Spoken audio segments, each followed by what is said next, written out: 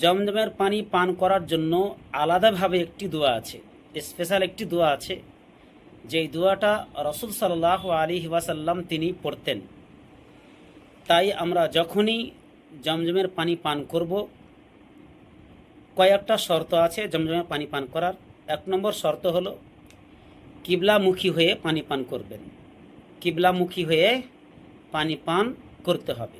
নম্বর 2, বিসমিল্লাহ অর্থাৎ আল্লাহর নাম নিয়ে পানি পান করতে হবে। নম্বর 3, যেটা গুরুত্বপূর্ণ সেটা হচ্ছে যে পানি পান করার একটি দোয়া আছে জমজমের পানি পান করার, সেটা হলো কি, আল্লাহুম্মা ইন্নী আসআলুকা ইলমান নাফিআন ওয়া রিজকান ওয়াসিআন ওয়া শিফাআন মিন কুল্লি দাইন। আবার দোয়াটি শুনুন, আল্লাহুম্মা ইন্নী আসআলুকা ইলমান নাফিআন ওয়া রিজকান ওয়াসিআন ওয়া শিফাআন মিন কুল্লি দাইন। এই দোয়াটা আমাদেরকে জমজমের পানি পান করার পরে পড়তে হবে।